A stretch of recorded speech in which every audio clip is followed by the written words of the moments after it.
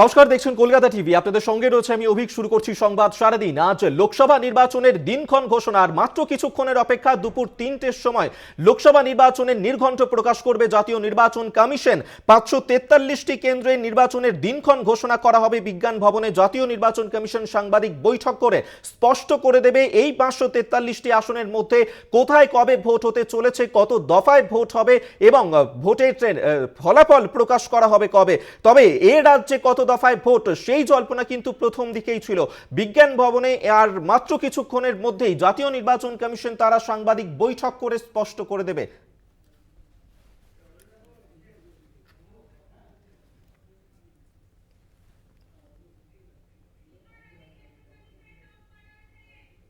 Elections and some state assemblies. It's my privilege to introduce the Honorable Chief Election Commissioner Shri Rajiv Kumar Ji, the Honorable Election Commissioner Shri Ganesh Kumar, and the Honorable Election Commissioner Dr. Sukhbir Singh Sandhu. Also on the dais today are senior officials who have been a part of Team ECI in the past 2 years and have played a crucial role in the run-up to the general elections. Namely, Senior Deputy Election Commissioners Shri Dharmendra Sharma and Shri Nitesh Vyas. Also DECs Shri Udesh Kumar, Shri Ajay Bhadu, Shri R.K. Gupta and Shri Manoj Sahu. Another crucial team member has been DG IT Srimati Neeta Verma. Also on the dais is our Joint Director Media Anu Chandak, who is familiar to most of you here. I am B. Narayanan, DG Media for the Commission.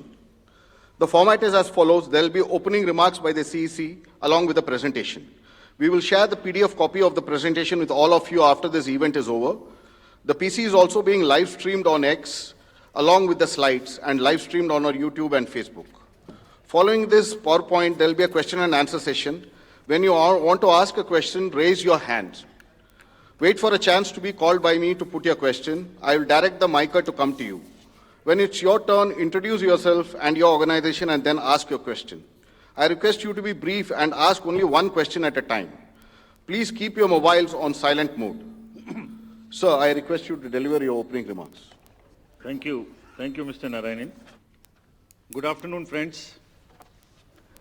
My recently joined distinguished colleagues, let me introduce you to them. Shri Ganesh Kumar ji on my right and on your left, and Shri Sukhbir Singh Sandhu ji on my left. Senior officials from Election Commission of India, friends from media और विभिन्न संचार माध्यमों से जुड़े हुए देश के मतदाता, आप सबको सबसे पहले अभिनंदन, नमस्कार। आप सभी का इस प्रेस कॉन्फ्रेंस में स्वागत है। As you see, our team is now complete. All three of us are here and we are fully prepared. So now our request is to all the voters to get inked. Please, the entire team in the ECI is ready to ink the voters. Please join us. I think this is the most awaited press conference in this part of the year. We address you at a precious moment when we as a nation are set to reiterate our pledge to electoral democracy, when Indians will together express their will once again. This is historic opportunity for all of us. By the way, this year also marks a pivotal moment in the global landscape of democracies. 2024 is a year of elections across the world. Over 6 nations and people will vote across the hemispheres, across the date lines. However, India's elections have been like a pole star, both for its quantity and quality, and I'll elaborate it in detail in this conference. दुनिया के सबसे बड़े और सबसे जीवंत लोकतंत्र के रूप में भारत पर सभी का ध्यान केंद्रित रहता है। जहां चुनाव एक त्योहार है जिसमें लोकतंत्र के रंग उभरते हैं और देश के सभी हिस्से उसमें समावेश होते हैं। चुनाव का पर्व, देश का गर्व। Let me say in the very beginning that it is our promise to deliver a national election in a manner that we add to our global shine and remain a beacon for electoral democracies across the world. We are committed to give the nation a truly festive democratic environment. Friends, the term of 17th Lok Sabha is due to expire on 16th June 24. The term of legislative assemblies of Andhra Pradesh, Odisha, Arunachal, Sikkim are also due to expire in June 24. Jammu Kashmir assembly में भी चुनाव due हैं. We in the Commission understand with all humility at our command, that every election is a new test and failure is not an option. The entire election machinery has been trained on all aspects of election management. I had myself personally interacted with over 800 district magistrates across the length and breadth of the country. We have interacted with the SPs, DMs, commissioners, range IGs, political parties, enforcement agencies in Delhi and also while visiting the states. और पूरी states में इन सबके साथ समीक्षा करने के दौरान और उसके बाद हमें ये विश्वास है कि हम एक यादगार, स्वतंत्र, निष्पक्ष चुनाव एक पर्व के रूप में सबकी भागीदारी के साथ सुनिश्चित कराएंगे. Before I share the schedule, मैं आपको बताना चाहता हूं कि भौगोलिक, सांस्कृतिक, सामाजिक रूप से विविध इतने बड़े देश में चुनाव कराने के लिए हमने अपने आप को कैसे ओवर द 2 इयर्स पीरियड तैयार किया है. दुनिया के सबसे बड़े लोकतंत्र के चुनावों में लॉजिस्टिक्स और मटेरियल प्रबंधन ही अपने आप में एक बहुत बड़ी चुनौती है. तो let us show you what is the magnitude by which we are doing this elections. We have 97 crore registered voters, more than the combined voters of a few continents put together, America, Europe, Australia, all many put together. Over 10.5 lakh polling stations. And कितने लोग उसको conduct करते हैं? 1.5 crore polling officials and security officials conduct those elections. More than 55 lakh EVMs, 4 lakh vehicles. और अब तक हम क्या कर चुके हैं? 17 general elections to the parliament, 400 से ज्यादा असेंबली इलेक्शंस कर चुके हैं. ये इलेक्शन कमीशन का एक लीगेसी है. 16 presidential elections, 16 vice presidential elections, a truly gold standard. It's a gold standard in the entire election management. Friends, there is a qualitative leapfrog which Commission is ensuring, which would be shown by the outcomes of the 11 state elections which we have held recently. पिछले 1-1.25 साल के अंदर में 11 elections state assemblies के देश में हुए हैं. और आज जो हम नए 2024 में जा रहे हैं, तो इस दृढ़ता के साथ जा रहे हैं कि जो उनके आउटकम्स हैं वो आपको दिखा रहे हैं. पहले वो पीसफुल हुए, वायलेंस फ्री हुए. जो इसमें से 1-2 स्टेट में वायलेंस होती थी, वहां भी वायलेंस नहीं हुई. Near zero repolls. और कैंपेनिंग जो क्लटर है, जो नॉइज है, जो कैंपेन के दौरान होती है पॉलिटिकल पार्टीज की, उसमें भी घटित देखने को मिली. कोर्ट केसेस रिड्यूस हुए. कोर्ट की टिप्पणियां जो अनावश्यक या हमारे ऊपर में होती थी वो कम हुई. सीजर्स बढ़े. और फेक न्यूज़ पर एक एक्शन लेने का जो तरीका था वो बहुत बढ़ा. तो लास्ट 2 इयर्स में इसको और रोबस्ट करने के लिए हमने क्या क्या किया है, ये हम आपको आज दिखाएंगे. और उसको कैसे बेहतर करेंगे ये भी दिखाएंगे. हम कहां पहुंचना चाहते हैं, इस इलेक्शन को किस तरीके से डिलीवर करना चाहते हैं, ये भी आपको लास्ट स्लाइड में दिखाएंगे. अभी जो इलेक्टरल साइकिल है उसमें हमने कितनी तैयारी की है, ये हम आपको आज शेड्यूल बताने से पहले बताना चाहते हैं. अगर देखा जाए तो इनपुट के रूप में हमारा जो इलेक्टरल रोल है वो प्योर होना चाहिए. ये फाउंडेशन है किसी भी अच्छे चुनाव के लिए. उसमें जिसको होना चाहिए वोटिंग में वो है, और जिसको नहीं होना चाहिए वो नहीं है. हमने इलेक्टरल रोल में बहुत मेहनत की है. इनपुट के तौर में material, man power, technology, training, इतनी चीज़ें लगती हैं. प्रोसेस के रूप में जो डिसरप्टिव चैलेंजेस हैं, muscle power, money power, misinformation, MCC violation और reaching out to the missing voters, urban apathy, youth apathy, और ओवरकमिंग ऑपरेशनल चैलेंजेस जिसमें reaching in inaccessible areas in this wide country, and what outcomes we want That is what is we will tell you little later also. तो पहला जो input है ये एक मोज़ेइक है जो देश की वोटर्स की इलेक्टर्स की पिक्चर है. क्या दिखाती है ये? It's a very diverse मोज़ेइक.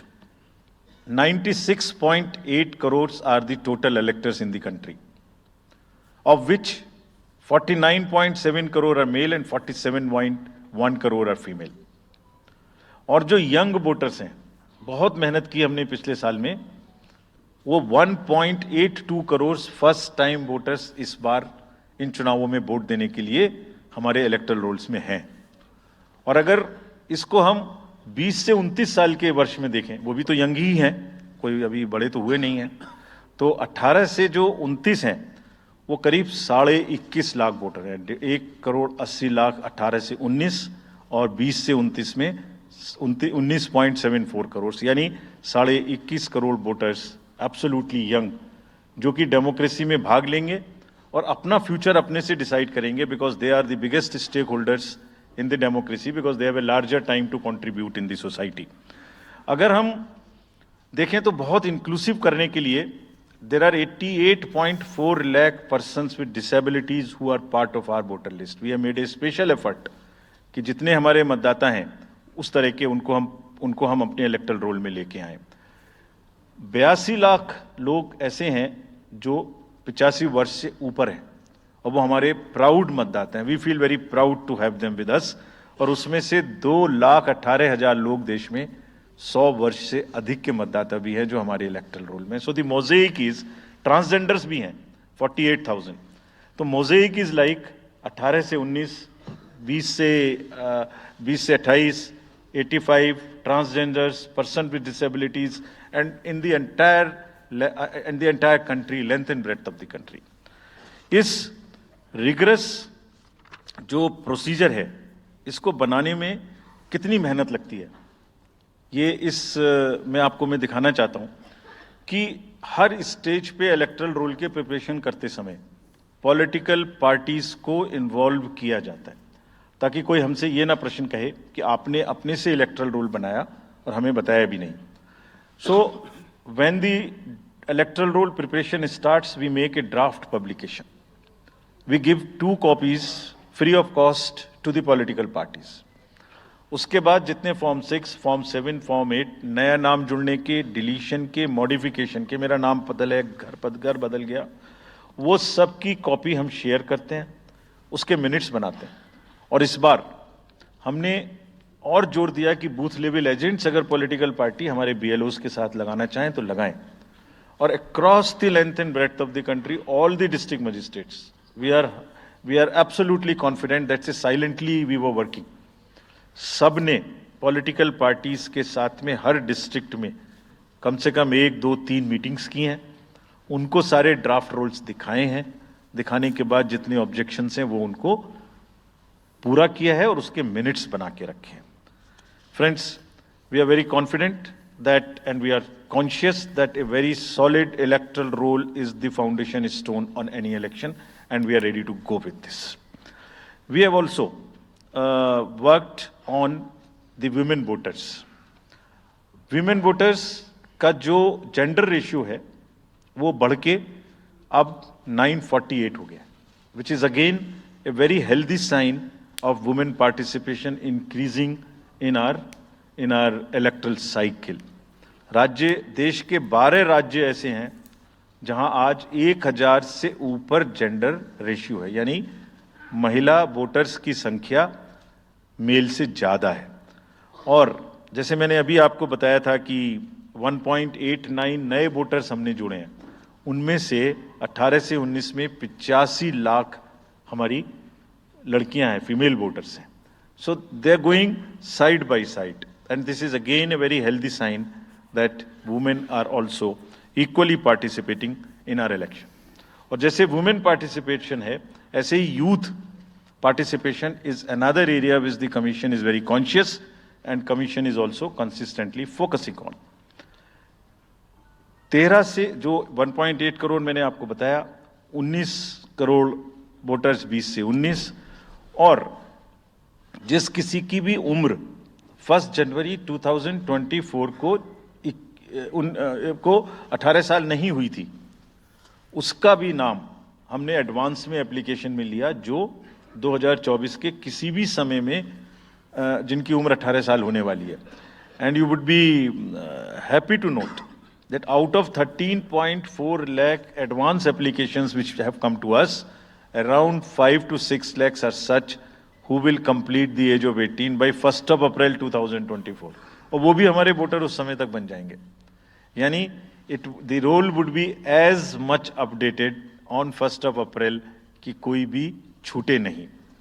National icons को बड़ी संख्या में हमने यूथ को अपने साथ जोड़ने के लिए इस कार्य में लगाया है.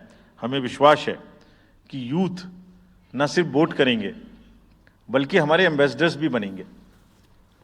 जो इन्फ्लुएंसर्स हैं वो भी हमारे साथ जुड़ेंगे. वो अपने साथ यूथ एक के साथ अपने 10 दोस्तों को भी लेके आएंगे. और इस बार हम कन्विंस्ड हैं अपने डिफरेंट आउटरीच एक्टिविटीज़ की वजह से कि वो हमारे साथ ज़्यादा से ज़्यादा जुड़ेंगे. फ्रेंड्स, जब हम वोटर्स को अपने बूथ पे बुला रहे हैं तो हमारी ये भी ड्यूटी बनती है कि हम अपने बूथ को बहुत अच्छे से उनके लिए तैयार करके रखें. कैसे तैयार करें? हर बूथ पे पीने का पानी होगा, टॉयलेट होगा, मेल एंड फीमेल अलग, साइनेज होगा, पर्सन्स विद डिसेबिलिटी के लिए रैंप होगा, एक व्हील चेयर होगी, हेल्प डेस्क होगी, वोटर फैसिलिटेशन सेंटर होगा और शेड भी होगा, सफिशिएंट लाइट भी होगी.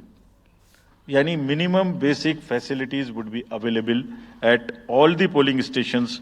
और these polling stations will be set up across the length and breadth. उत्तर में हिमालय की बर्फीली चोटियां हों या दक्षिण में कन्याकुमारी का समुद्र तट, पश्चिम में राजस्थान के रेगिस्तान से लेके अरुणाचल के जंगल और मेघालय के वेटेस्ट रीजन, इलेक्शन कमीशन देश के हर कोने में प्रजातंत्र को मजबूत बनाने के लिए अपने पोलिंग स्टेशन, अपने पर्सनल को लेके जाएगा.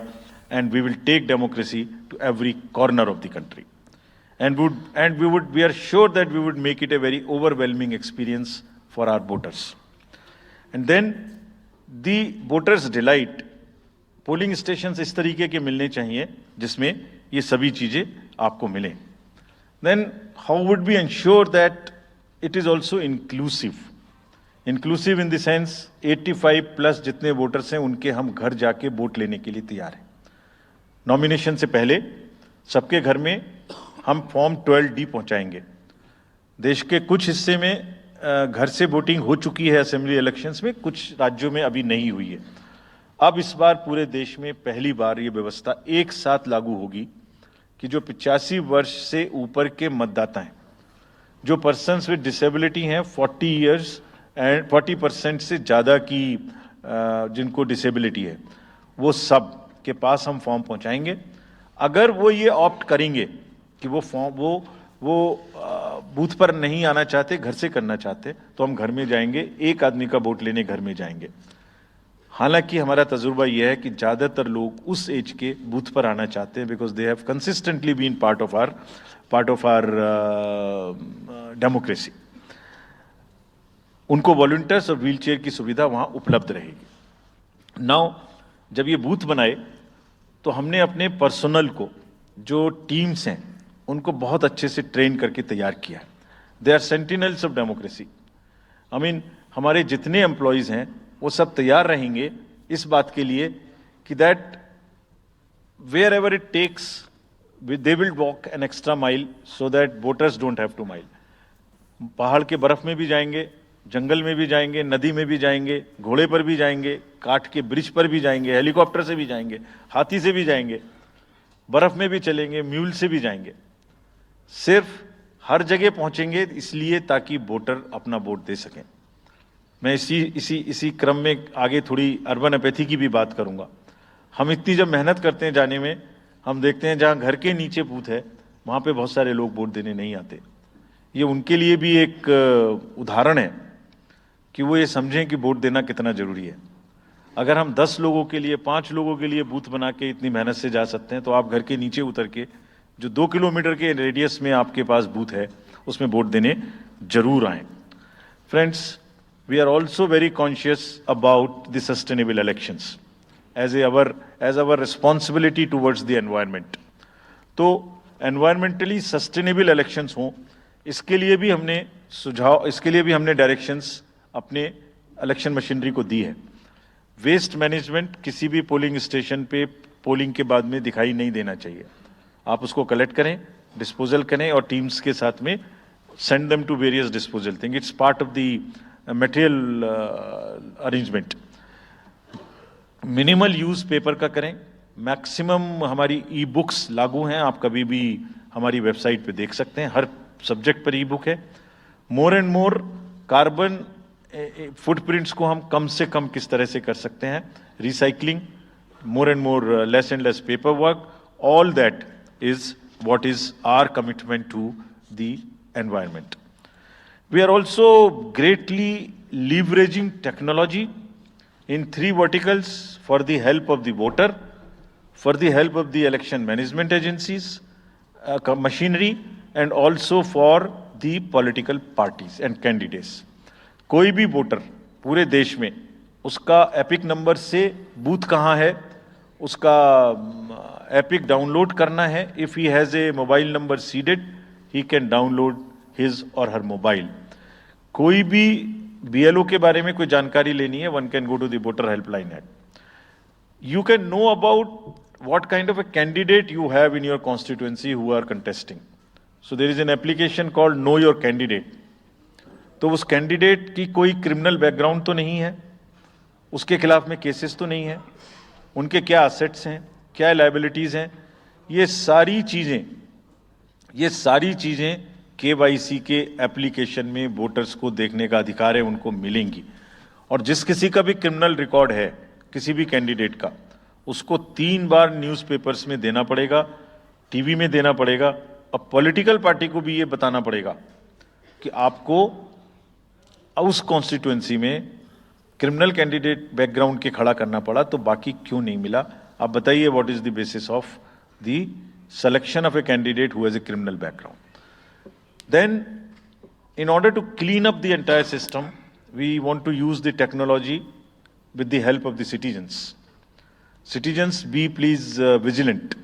So C-Vigil ऐप में कोई भी शिकायत अगर किसी सिटीजन्स को, किसी वोटर को करनी है, कहीं पर भी कोई पैसा बांटने का केस है, फ्रीबी बांटने का केस है, एक्सेस कैंपेनिंग का केस है, जस्ट टेक ए फोटो और type text, send it to us, we will capture your longitude and latitude ourselves.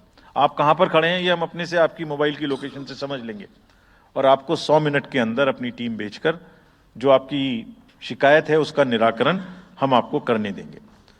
Friends, इस सारी चीज को करने में हमारे सामने कुछ चैलेंजेस भी हैं। मैं आज आपके सामने उन चैलेंजेस की भी चर्चा करना चाहता हूं और ये भी बताना चाहता हूं कि इसको हम कैसे ठीक करेंगे। तो मेनली 4 चैलेंजेस हमारे पास हैं, 4 M's: muscle, money, miss information and MCC violations. Essentially 4 किस्म के ब्रॉड जो हमारे प्रोसेस हैं, और इसी के संदर्भ में पूरा जो प्रोसेस अब आज से शुरू होगा और जब तक चुनाव खत्म होगा, तो इलेक्शन कमीशन का अधिकांश समय इन्हीं 4 चीज़ों में लगने वाला है कि how to control muscle power, how to control money power, how to control the menace of misinformation, and how to control the violations which are done or at least to be done under MCC. So coming to the muscle power को control करने के लिए adequate number of CAPF would be deployed. 24/7 एक नया प्रयोग हम इस बार कर रहे हैं। We are establishing, हम बिल्कुल डिटरमिन्ड हैं इस बार मसिल पावर को कम करने के लिए। चुनावों में हिंसा का कोई स्थान होना नहीं चाहिए और ब्लड बाथ बिल्कुल नहीं होना चाहिए। जहां भी हिंसा बची है, चाहे वो प्री पोल हो, चाहे वो ड्यूरिंग कैंपेनिंग हो, चाहे वो पोस्ट पोल हो, we are committed to kind of be very very alive to this situation. और जो भी हमें सख्ती से करना होगा इसके लिए हम करेंगे ताकि ये प्रोविजन ना रहे। हर डिस्ट्रिक्ट में एक कंट्रोल रूम बनाया गया है जो दिन उसमें 5 किस्म के फीड्स होंगे: TV, social media, webcasting which is on the booths, 1950 की लाइन जिससे शिकायत आती है, and grievances portal. So one senior officer would be available in the control rooms in every district to look at these 5 feeds. जहां से भी, और C vigil, 6th C vigil, जहां से भी कोई शिकायत मिलेगी उस पर सख्त कार्रवाई की जाएगी. एवरीवेयर अक्रॉस द कंट्री हमने बड़ी सख्त ताकीद दी है कि डिस्ट्रिक्ट मजिस्ट्रेट्स, एसएसपीज अपने एरिया में हिंसा को ना होने दें. जितने नॉन अवेलेबल वारंट्स आज की डेट में हैं, पुलिस उनको ऑलरेडी हमारे विजिट्स के साथ साथ ऑलमोस्ट एग्जीक्यूट कर चुकी है, कर रही है. साथ ही जितने हिस्ट्री शीटर्स हैं उनको भी बहुत तेजी से देख रही है. There is also a network of check post which have been set up in the international border, in the interstate border, and on the nodes from where some kinds of irregular, illegal goods can move across these states. In some international borders, there is also a drone-based checking which will happen. We are fully committed that हिंसा का कहीं कोई उपयोग नहीं होना चाहिए. हमने district magistrates को बहुत सख्त हिदायत दी है कि जितने लोग 3 साल से ऊपर हैं उन सबको आप बदल दीजिए पहले, और accountability starts from the head of the district, not below. ये उनका काम है कि जो नीचे हैं वो उनको देखें. किसी भी प्रोसेस में वॉलंटियर्स और कॉन्ट्रेक्चुअल स्टाफ किसी भी स्टेट ने लगाए वो इस्तेमाल नहीं होंगे. बहुत सारी स्टेट्स ने टेम्परेरी वॉलंटियर्स और कॉन्ट्रेक्चुअल स्टाफ को लगा के रखा है, वो किसी भी स्टेज में इस्तेमाल नहीं होंगे. डबल वोटिंग, इंपर्सोनेशन की भी शिकायत आती है. बहुत सख्त हिदायत दी गई है कि अगर इंपर्सोनेशन के केसेस आए तो आरपी एक्ट की सेक्शन में उनके खिलाफ एक्शन लें. साथियों, बहुत ही डिटर्मिनेशन के साथ हम हिंसा मुक्त चुनाव देना चाहते हैं. चुनाव में हिंसा की कतई गुंजाइश नहीं है. राष्ट्रपति महात्मा गांधी जी ने कहा था, मैं हिंसा का विरोध करता हूं क्योंकि उससे पाया हुआ समाधान बहुत कम वक्त के लिए होता है और उससे पैदा हुई नफरत हमेशा के लिए. Only peace is everlasting, violence doesn't solve anything. We will request everyone, all political parties, all candidates, that they must be very cautious of this point. We'll be ruthless if anywhere the violence happens. Similarly, coming to the money, आप जानते हैं, मैंने पहले भी आपको दिखाया है कि पिछले जो 11 इलेक्शंस हुए हैं स्टेट में, राज्यों में, और उसी की वजह से ये कन्विक्शन है जिससे हम आपसे उसके बारे में बात कर रहे हैं. We are talking to you from the strength of our outcomes. 3400 crore रुपए के करीब का कैश मूवमेंट को रेस्ट्रिक्ट किया गया 11 इलेक्शन में. एवरी स्टेट, राजस्थान, तेलंगाना, मध्य प्रदेश, नागालैंड, गुजरात, हिमाचल, मिजोरम, त्रिपुरा, छत्तीसगढ़, हर स्टेट में उससे पहले इलेक्शन में जो भी हुआ था उससे 200, 400, 500, 700% की वृद्धि हुई. Total 3400 crore is around 835% higher. ये जो धन बल का जो उपयोग है, जो धन का उपयोग है, जैसे बल का उपयोग कुछ राज्यों में ज्यादा है, ऐसी धन का उपयोग भी कुछ राज्यों में ज्यादा है. हम इस बात से भी बहुत वाकिफ हैं.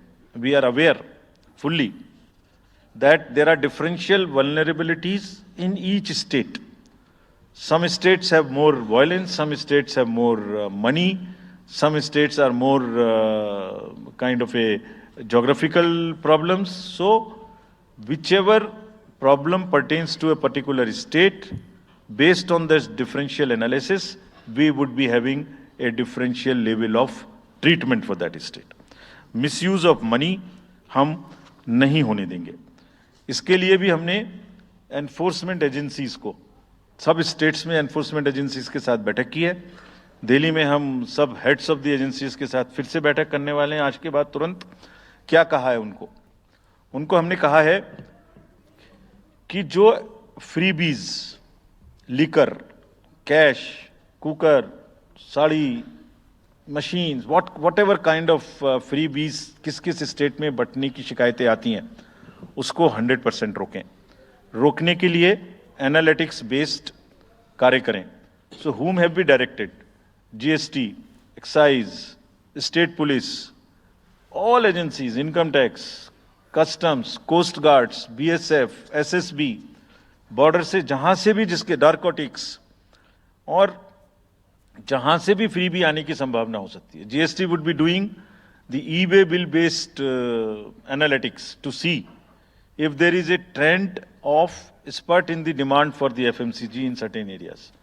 Banks would look at if there is a demand, spurt in demand of the cash in the chests.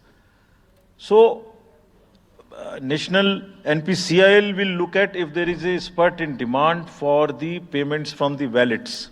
Digital payment से तो पैसा नहीं जा रहा है. एक दो स्टेट में ऐसा भी देखने में आया था कि आप अपने वैलेट के थ्रू किसी को भी पैसे ट्रांसफर करते रहिए 2,000 1,000 रुपये. All that we will be looking at. Banks would be sending almost daily report of the suspicious transactions which they have. All airports in the country would be checked regularly by the dedicated teams of income tax for any kind of movement through the airstrips. और जहां जिन राज्यों में air strips commercial के अतिरिक्त हैं, जहां helicopters land कर सकते हैं, we have asked and we have got actually the bureau of civil aviation of security to issue detailed instructions कि जिस किसी क्षेत्र में हेलीकॉप्टर या चार्टर्ड फ्लाइट उतरेगी वहां जो भी सामान उसके अंदर में उसकी as per the directions, as per the instructions and guidelines of the BCS almost equal to the commercial airports checking होगी. Railways, RPF, GRP both will be simultaneously continuously looking at roads. So cash और money जो भी धन बल का दुरुपयोग करना चाहेंगे, political finance in any case is a thing which is in news these days. So this is our effort to add to that thing so that there are much more cleaner elections. Coming to the third M, which is the misinformation.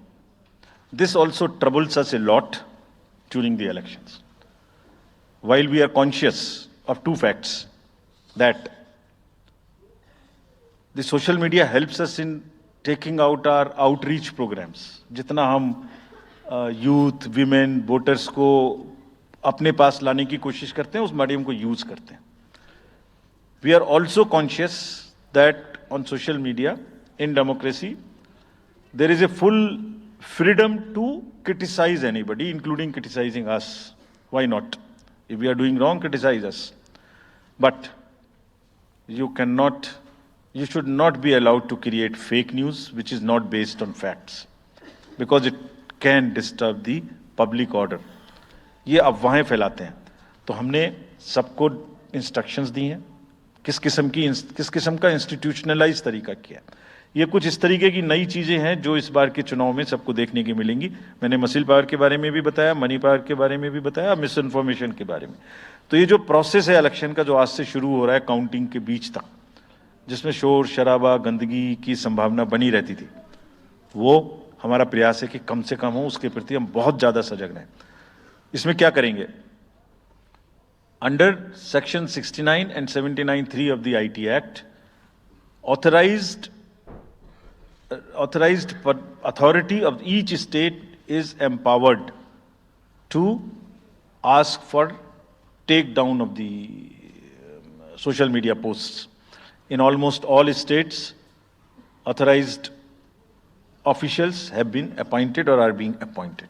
In each district, we have done thorough trainings as to how to deal with this kind of a menace. So this is on the preventive side. But there is also a promotional side. All our entire machinery will now react to whatever is coming by facts. We will try and join the issue instead of being in the background. If somebody is trying to do a fake kind of a narrative, which is disturbing the level playing field, which is disturbing the public order, or which is not based on the facts, and which has crossed the line of the criticism, we would be also joining them. We will also launch very soon on our website something called Myth versus Reality. This is going to be live very soon. Means ये myth फैलाया जा रहा है, ये उसकी reality है। हम अपनी तरफ से आगे बढ़ के आपको एजुकेट करेंगे कि ये उसकी रियलिटी है। और सोशल मीडिया के बारे में आप सबसे भी एक अपील है कि थोड़ा देख लें, मतलब जो आया उसको आगे नहीं करना चाहिए। इसमें एक बहुत बड़ा झूठ का बाजार भी है। मैं इसके बारे में सोच रहा था तो मैंने कुछ चंद लाइनें लिखी थी जो आपको बताना चाहता हूं। झूठ के बाजार में रौनक तो बहुत है, गोया बुलबुले जैसी तुरंत ही फट जाती है। पकड़ भी लोगे तो क्या हासिल होगा सिवाय धोखे के।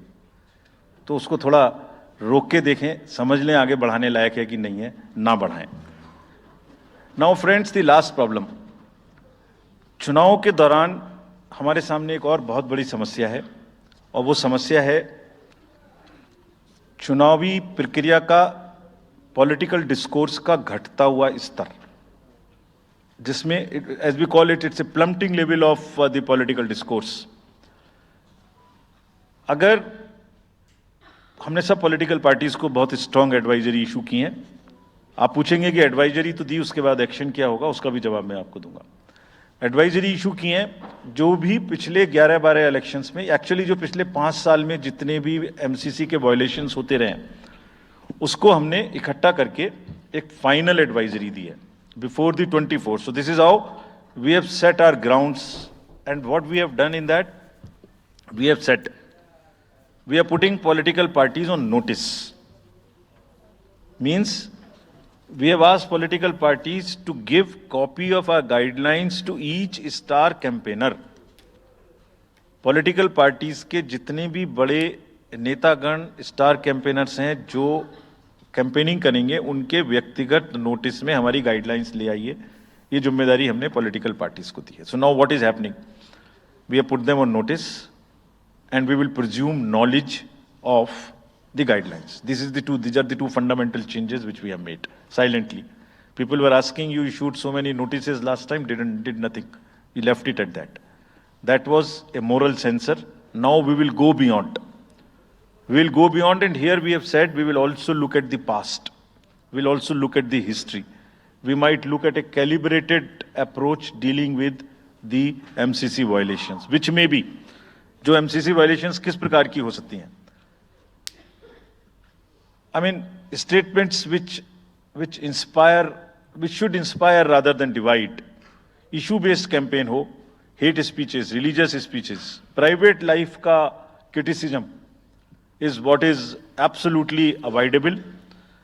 People should be refraining from giving unverified and misleading advertisements, और masquerading as an advertisement as a news, इसमें हमने एडिटर्स को भी एडवाइजरी इशू की है।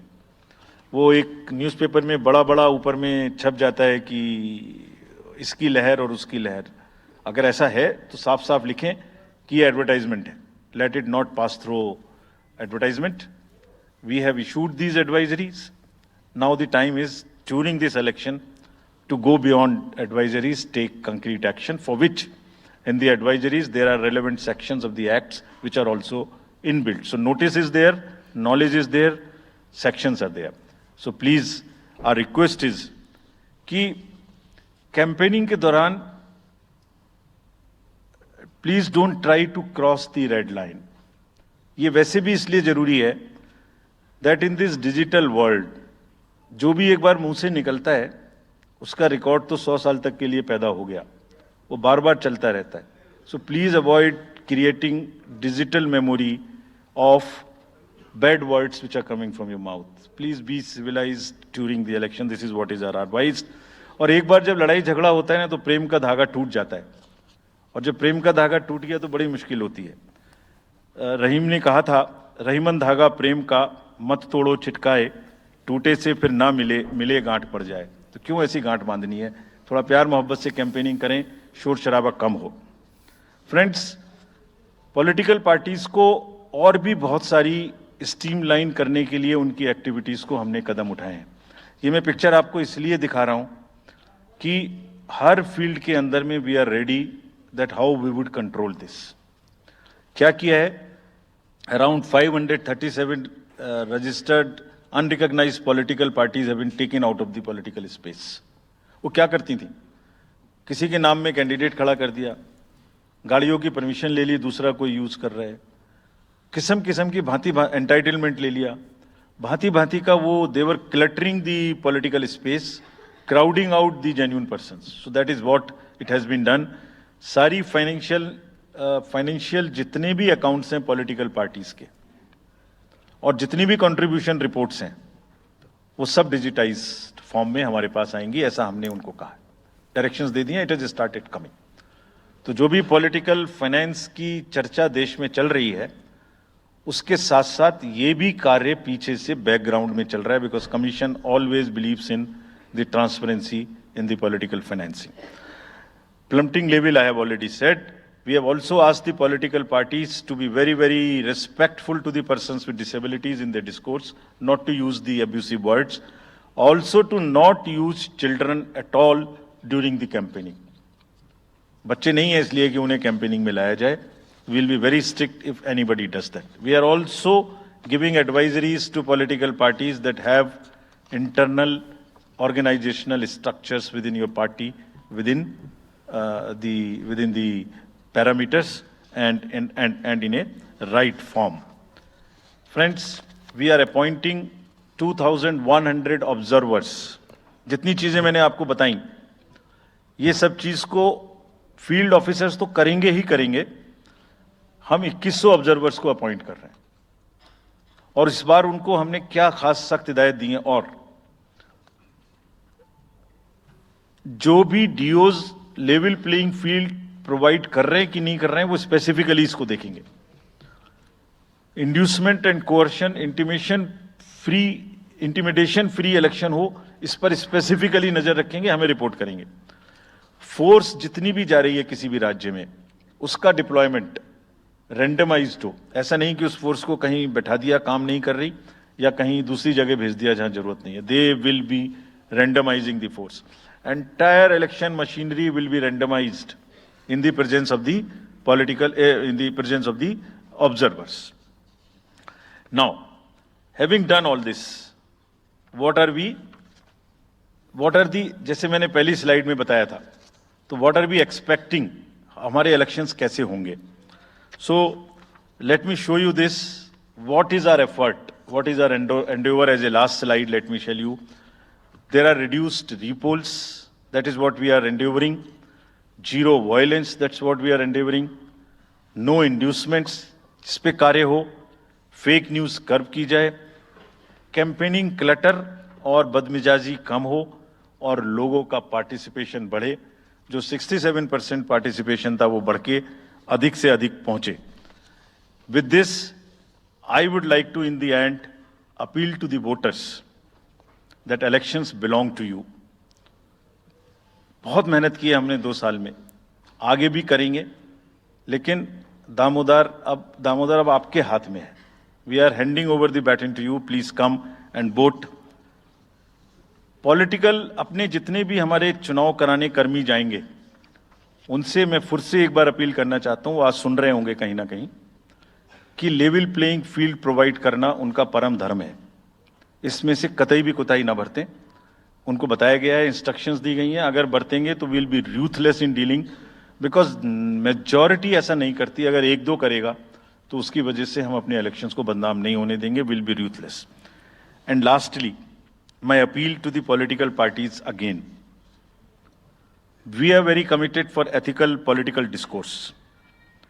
I would like parties to again appeal that please maintain decorum in campaigning and refrain from abuses and personal attacks. राजनीतिक दलों को बहुत पर्सनल अटैक से बचना चाहिए. फिर मुझे बदर साहब का एक शेर याद आता है, दुश्मनी जमकर करो लेकिन ये गुंजाइश रहे. दुश्मनी जम के करो लेकिन ये गुंजाइश रहे. जब कभी हम दोस्त हो जाएं तो शर्मिंदा ना हो. और वैसे भी आजकल जल्दी जल्दी दोस्त बनना और जल्दी जल्दी दुश्मन बनने की प्रक्रिया थोड़ी ज्यादा चल रही है. तो पार्टीज कम से कम ऐसा ना गंदा बोलें कि वो एक दूसरे के दुश्मन बन जाएं और फिर कुछ ना हो सके. With this I would once again thank all the press media who have come here. Very sincerely, this is what I have seen in now 3.5 years. You are our natural allies, you are eyes and ears. हमारा कोई criticism होता है आप करते हैं, हम अपनी बात कहते हैं आप करते हैं. आप ही के थ्रू हम वोटर्स पे पहुंच सकते हैं. प्लीज वोटर्स तक हमारी बात पहुंचाइए, उनको बाहर निकलवाइए. ये सारी स्लाइड्स, सारा प्रेजेंटेशन आपको अभी तुरंत इसी माध्यम से हमारी वेबसाइट पे मिल जाएगा. Download, use it in your stories. कुछ और चाहिए तो हमें बताइए, हम देंगे. Now I come to the schedule which you were waiting. And I hope I didn't delay it. I have not bored you by what I said. So now we'll be announcing schedule in 3 phases. First, for the by-elections. There are 26 assembly constituencies in the country जहां by-poll होना अभी है due.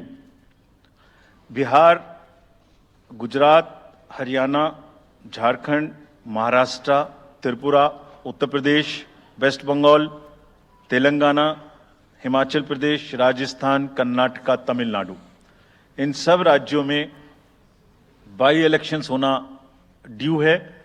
आज तक की जितनी भी vacancy थी बाई इलेक्शंस की, 26 की 26 हम पूरी कर रहे हैं ताकि हमारे खाते में कोई भी वैकेंसी ना रहे. और ये उसी फेज में होंगी जिस फेज में पार्लियामेंट्री इलेक्शन उस पर्टिकुलर इलाके में हो रहा है. वो कब हो रहा है वो मैं आपको जब फेज आएंगी तो उसमें दिखा दूंगा. But all the 26 assembly constituencies will go to the by-poll so that during this election itself we can complete this entire process. अगर आपने नोट कर लिया हो तो now I come to the assembly elections. साथियों, 4 राज्यों में असेंबली इलेक्शंस जैसे मैंने बताया था जून में खत्म हो रहे हैं. सिक्किम जो 2 जून को with 32 assembly seats, Orissa June 24th June with 147 assembly constituencies, Arunachal Pradesh on 2nd of June with 60 assembly constituencies, Andhra Pradesh on 11th June 24 with 175 assembly constituencies. These are the simultaneous elections to the parliament. They will be held simultaneously. They will also be held in the same phase where the parliament elections will be held. So now, when I tell you the parliamentary elections, then I will tell you. But in case of Andhra Pradesh, the date of issue of Gazette notification would be 18th of April 2024, or date of poll would be 13th May 2024. तो आंध्रा के case में notification 18 अप्रैल 24 को होगा और date of pole 13th मई 24 को होगी. इसके बाद अरुणाचल प्रदेश में डेट ऑफ गजट नोटिफिकेशन 20 मार्च को होगा और डेट ऑफ पोल 29 अप्रैल को होगी. 20 मार्च को गजट नोटिफिकेशन, 29 अप्रैल को डेट ऑफ पोल. सॉरी 19 अप्रैल को. 20 मार्च 19 अप्रैल. इस प्रकार सिक्किम में भी 20 मार्च और 19 अप्रैल. 20 मार्च को नोटिफिकेशन, 19 अप्रैल को डेट ऑफ पोल. उड़ीसा में first notification, this will be conducted in phases, and first phase would be on 18th April and date of poll would be 13th May. 5th phase में होगा second phase of the assembly of Odisha, 26th April and 20th May. Then 6th phase and 7th phase also Odisha would have the assembly elections. 6th phase being on 29th April and 25th May elections. ये सब आपके साथ में हम अभी share कर रहे हैं ताकि आपको लिखने में, रिपोर्ट करने में इसको आसानी हो. Coming to the general elections to the Lok Sabha, जो विश्व का सबसे बड़ा लोकतांत्रिक त्योहार है, सबसे बड़ा लोकतांत्रिक त्योहार, biggest. 543 parliamentary constituencies, of which 84 are reserved for SCs and 47 are reserved for STs. तो इस 543 पार्लियामेंट्री कॉन्स्टिट्यूएंसीज के महात्योहार में शेड्यूल बताने से पहले सभी वोटर्स का फिर से हाथ जोड़ के आग्रह, अनुरोध, गुजारिश that please join for the voting, come on the day of voting, छुट्टी मनाने ना जाएं, जरूर आ जाएं। Schedule of the Lok Sabha poll phase 1, we'll do it in 7 phases as was done last time. 7 phases. Phase 1 will start from 20th March notification, 5 days from now, and last date of withdrawal would be 30th March and date of poll would be 19th of April. इसमें phase 1 का schedule एक दिन से हमें 2 बार करना पड़ रहा है, फिर बिहार के लिए वहां एक फेस्टिवल है, तो नोटिफिकेशन की डेट सेम है, लेकिन बस लास्ट डेट ऑफ विड्रॉल हमें 30 मार्च की जगह 2 अप्रैल सिर्फ बिहार की फर्स्ट फेज के लिए करनी पड़ रही है, क्योंकि वहां त्योहार हैं। और 19 अप्रैल को यहां वोटिंग होगी और पूरी कंट्री में 4 जून को काउंटिंग होगी। So phase 1 this will look like this. ये मैप भी हम आपको प्रोवाइड कर देंगे। अभी ये जो येलो पोर्शन है ये ऐसा दिखाई देगा। तो इसमें जो फेज 1 का जो मैप है, इसमें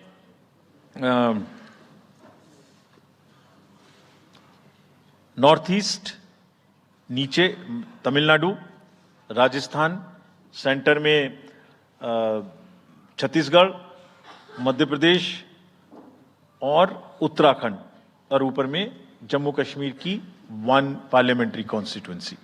ये येलो फर्स्ट फेज का आपके सामने में मैप है। सेकंड फेज और फर्स्ट फेज में 21 स्टेट्स जाएंगी पोल में। Second phase notification will start on 28th of March and date of poll will be 26th of April.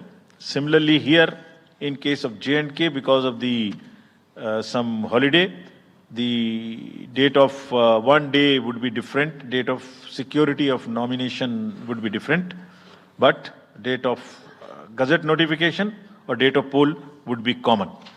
Phase 1 में 21 राज्य पोलिंग में जाएंगे और फेज 2 में उसमें से और राज्य जुड़ जाएंगे। सो this is the map which would be phase 2, जिसमें हम नॉर्थ ईस्ट में काफ़ी जगह चुनाव को कंप्लीट करते हुए, तमिलनाडु में कंप्लीट करते हुए, सेकेंड फेज में राजस्थान को भी कंप्लीट करेंगे। Phase 3 would be from 12th of April and date of poll will be 7th of May. इसमें भी टोटल 12 स्टेट्स उस समय में जा रही होंगी और इस फेज में 3 नए राज्य में चुनाव शुरू होगा।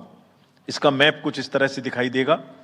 राजस्थान हम कवर कर चुके होंगे, तमिलनाडु कवर कर चुके होंगे, केरला कवर कर चुके होंगे, गुजरात इसमें कवर कर लेंगे, नॉर्थ ईस्ट पूरा कवर कर चुके होंगे और हम नए राज्यों को मिला के 3 इसमें नए राज्य भी जुड़ेंगे। फोर्थ फेज में 18 अप्रैल को गजट नोटिफिकेशन होगा और date of polling would be 13th of May. Date of counting in the entire country would be 4th of June for all by-elections, for the assembly elections, for the parliamentary elections. इसका map कुछ इस तरह का दिखाई देगा। इस समय तक हम इसमें Telangana, Andhra, Orissa would start, and by that time, other than that, entire South India would be complete, entire Western India would be complete, North East would be complete. और फिफ्थ फेज 26 अप्रैल से शुरू होगी और 20 मई तक चलेगी। 20 मई तक डेट ऑफ पोल होगी, बीच में नॉमिनेशन, स्क्रूटनी और विड्रॉल की डेट्स रहेंगी। Counting of course is 4th of June. It will look like this, which is in front of you, and phase 5 में 49 constituencies will be going to the poll. Phase 6th में 57 constituencies will go to the poll starting from the Gazette notification on 29th of April and finishing on 25th of May 2024. इसका map कुछ इस तरह का दिखाई देगा कि mostly UP, Bihar, Bengal, Orissa और साथ में कुछ नॉर्थ का पोर्शन चालू रहेगा. Last phase, 7th phase notification will be on 7th of May and polling on 1st of June. तो last polling would be on 1st of June and counting on 4th. and इस phase में पूरा पंजाब, हरियाणा भी शामिल रहेगा, Bengal, Bihar, Orissa. This is how the map will look. Yellow denotes the first phase and accordingly the legends are given. We will share this map also with you, ताकि आप इसे अपने साथ रख सकें, इसके हिसाब से देख सकें. ये भी कोशिश की है हमने, और अगर पूरी फेज वाइज हम पिक्चर दें, ये भी एक अच्छी स्नैपशॉट है, जिसमें फेज 1 में 102 कॉन्स्टिट्यूएंसीज, फेज 2 में 89, फेज 3 में 94, फेज 4 में 96, 49, 57, 57. So we'll start with the 102, the largest, slowly come down and finish northeast, move up from the south and finish the western area. तो इसमें वेदर और हर चीज़ का ध्यान रखते हुए काफ़ी सोचने के बाद ये शेड्यूल बनाया गया है. विद दिस जो सिंगल पोल डेट है वो 22 स्टेट में होगी. 2 राज्य 4 बार में जाएंगे, कर्नाटका, राजस्थान, त्रिपुरा, मणिपुर. 3 फेज में 2 जाएंगे, छत्तीसगढ़ एंड असम. 4 फेज में 3 जाएंगे, उड़ीसा, मध्य प्रदेश, झारखंड. 5 फेज में 2 जाएंगे, महाराष्ट्र एंड जम्मू कश्मीर. जम्मू कश्मीर की हर पार्लियामेंट्री कॉन्स्टिट्यूएंसी के लिए 1 फेज होगी. और 7 फेज में 3 जाएंगे, Uttar Pradesh, Bihar and West Bengal. With this friends, I end my address and thank you very much. Thank you, sir, for those detailed remarks. Please hold on. So, you raise your hands, हाथ खड़ा कर दीजिए. माइकर्स आपके पास आएंगे. तो we will start with you in the first row. Where are the micers? आप आइए, इनको दे दीजिए. जो, yeah, CC sir will take 4-5 questions at one time. So after that we'll take the next person. Yeah. Sir, मैं मोहित दुबे हूँ news nation से. Sir, मेरा सवाल ये है कि आपने 7 चरणों में मतदान ये करवाया है. बहुत बड़ी चुनौती है क्योंकि दुनिया का सबसे बड़ा लोकतंत्र हिंदुस्तान है. अपोजिशन पार्टियां जो हैं ये आरोप लगा रही हैं कि 7 चरणों में क्या ज़रूरत है और इसकी वजह से सत्ताधारी दल को फायदा होता है. और छोटा सा सवाल सर एक और है कि ईवीएम को लेके लगातार अपोजिशन धरना दे रहा है, सवाल उठा रहा है. आप हमेशा ये कहते रहे कि निष्पक्षता के साथ आप मतदान करवाते रहते हैं ईवीएम के माध्यम से, तो उनके सवाल के बारे में आप क्या जवाब देंगे? आप ये जो लाइट जैकेट पहने हैं सेंटर में, इनको दे दीजिए. जो, हाँ, या जस्ट होल्ड ऑन. सर, मेरा नाम रविंद्र सिंह शोरान है. I would like to ask कि जो आपने बताया कि 3500 करोड़ रुपए को सीज किया, उसके बाद कार्रवाई कितने लोग जेल गए, कौन कौन सी पॉलिटिकल पार्टीज इन्वॉल्व थी, और जो लीकर सीज किया गया उसमें कितने केसेस रजिस्टर हुए, उसकी डिटेल्स इलेक्शन कमीशन हमारे साथ कभी शेयर करता नहीं है after the election happens. This lady in the front, या इधर मिडिल में जो है, इनको माइकर्स, हाँ, इनको दे दीजिए. या इनको दे दीजिए. हाँ, please switch on your mic.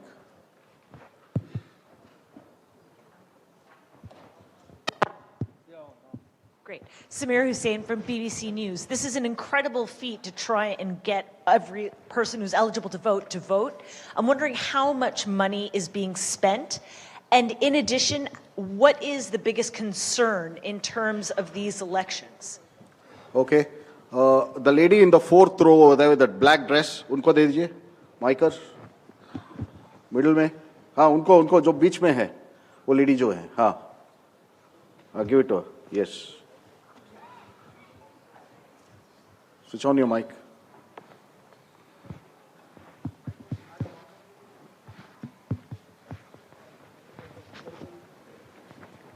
थोड़ा इन्हें माइक ठीक करके रखें. What are they doing? Hi, I'm Ashlyn. You said in your speech Can that you just introduce yourself? I'm Ashlyn Matthew From? National Herald. Thank you. You had said in your speech that there should be no hate speech. There will be a calibrated approach to code violations. But there have been several complaints against the Prime Minister and Amit Shah, but none of the ECA has not taken action against them. But you have taken action against the opposition leaders. So even if you take a calibrated approach, so won't it be the opposition leaders who get picked up more, who'll get notice from you more than the ruling party leaders? Yeah, the gentleman in the second row here. Yeah, please. Yeah, mic is live. Hello. Sir, Venkatraman from Dinamala, from Tamil Nadu. Sir, every election you are getting new experience regarding the control of money power. How are you going to control the money power? For example, last election 2019, at Vellore constituency, the candidate Kadir Anand from his place, crores and crores of rupees money has been recovered from him. But what kind of action has been taken against him? And he's going to be the future candidate from the same constituency. Let me first take the answers of these questions of the first round. First question ये था कि 7 phase में election क्यों? और opposition parties का ये आरोप है कि 7 फेज में होने से लेवल प्लेइंग फील्ड डिस्टर्ब होती है, किसी को फायदा होता है. एक बार कभी पूरी कंट्री का भौगोलिक और ज्योग्राफिक इतिहास और ज्योग्राफिक स्थिति को नजर डाल के देखिए. नदी, नाले, बर्फ, पहाड़, जंगल, गर्मी, सिक्योरिटी फोर्सेस का मूवमेंट कभी सोच के देखिए. दे will be moving like within 3 to 4 days between the gap in the phases, they will walk length and breadth of the country. उनके ऊपर प्रेशर कभी देखिए कितना होता होगा. कभी इलेक्शन मशीनरी की पूरी प्रोसेस, कभी एग्जाम्स, कभी फेस्टिवल्स, होली, रमजान, रामनवमी, पता नहीं क्या क्या फेस्टिवल्स बीच में है. जब कैलेंडर पे हम लेके बैठते हैं तो एक डेट फिक्स करते हैं, दूसरे में चली जाती है, दूसरे फिक्स करते हैं, कहीं प्रॉब्लम आ जाती है. हम किसी को फेवर करने के लिए, किसी को नुकसान करने के लिए कोई भी एक्शन नहीं लेते. कोई भी एक्शन नहीं लेते. किसी को ऐसा भ्रम है तो वो गलत है. हम फैक्ट्स पे बात कर सकते हैं. जहां की जो मैंने कहा था, हर राज्य अपने आप में अलग अलग है. किसी राज्य में 1 में भी है, किसी राज्य में 7 में भी है. जिन राज्यों में 7 में है वहां का विस्तार बहुत बड़ा है, नंबर ऑफ पार्लियामेंट्री कॉन्स्टिट्यूएंसीज बड़ी हैं, कंटेस्टेशंस ज्यादा हैं, इसलिए वो 7 में है. My friend from the